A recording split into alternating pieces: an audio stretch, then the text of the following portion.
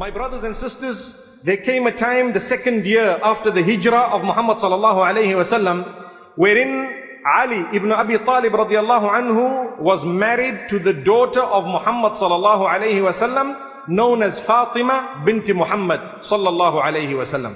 So what exactly happened? Well, when Muhammad sallallahu alayhi wasallam asked him, "Oh Ali, what do you have? You want to marry my daughter, but what do you have to give her in terms of a mahar?"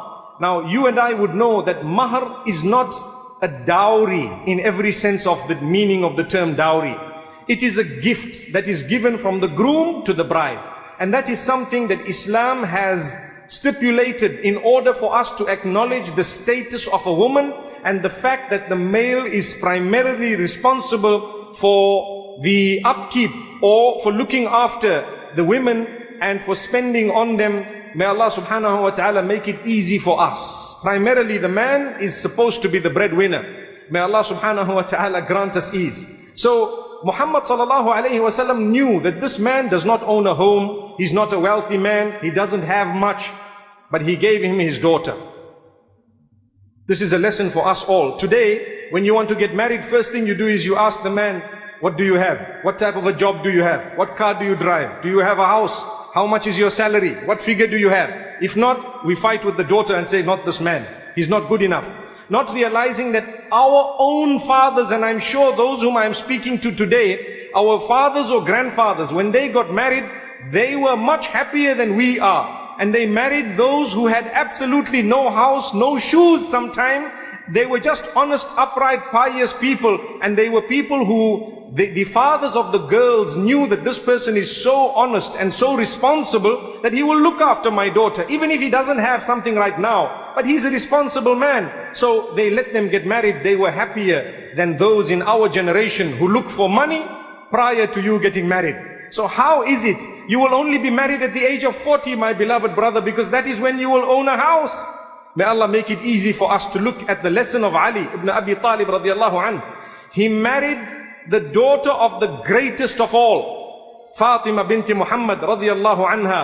And Muhammad sallallahu alayhi wasallam loved his daughter so much. Do you think he would have given his daughter to someone who really had absolutely nothing? According to Muhammad sallallahu alayhi wasallam, Ali ibn Abi Talib had a lot. He had iman. He was an upright youngster. He grew up with Muhammad sallallahu alayhi wasallam. So his character and his religion were of a very, very high level, if not one of the highest.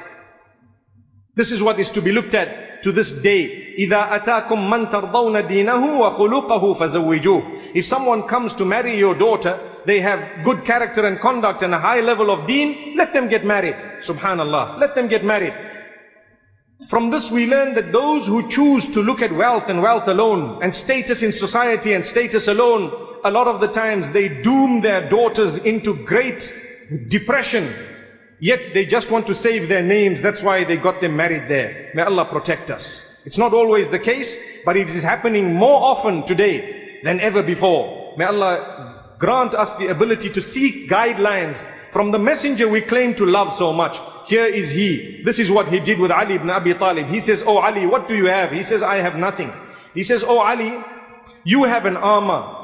The armor that you have, what about that?" He said, "Yes, I do have the armor." He said, "Well, you can sell the armor and give the amount to my daughter." So he did not say, "Pay me for my daughter, and you need to pay the rest of my family and bring gifts, and we need to have a night before you get married that will be even bigger than the marriage itself, and we need to start celebrating in this way and that way." It was something so simple. He said, "Oh Ali, that is the dir', that is the armor. I have now married you to my daughter, and that will be the mahar. That will be the amount that you will give as a gift to my own daughter." They were married, and the ceremony was not even what we would see today. It was something that was an agreement between them. They had the witnesses that were there, simple occasion. And this was one of the most blessed of all marriages ever. May Allah grant us ease. So listen to what Ali ibn Abi Talib did. He went out to the market to sell his armor. So Uthman ibn Afan, who was married to the other daughter of Muhammad sallallahu alayhi wasallam. So these are now brothers-in-law, right? So he says, "Oh Ali, what are you doing?" He says, "I'm here to sell my dir', to sell my armor, because I am about to marry the daughter of Muhammad sallallahu alayhi wasallam, Fatima." Uthman was so happy. He said, can I pay you for it? What do you want? He says, I want 400 dirhams. He says, okay, no problem. Here is the 400. May Allah subhanahu wa ta'ala grant us ease. He paid him a certain amount. Some say 400, some say 480. Little gold coins. So that would be dananir, dinars.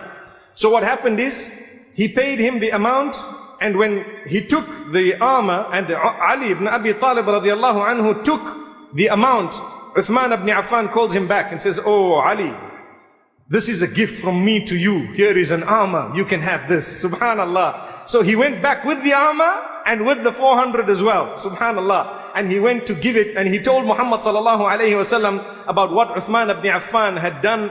And Muhammad sallallahu alayhi wasallam was so delighted and so happy. Imagine, these were now family members related to one another. They had big hearts.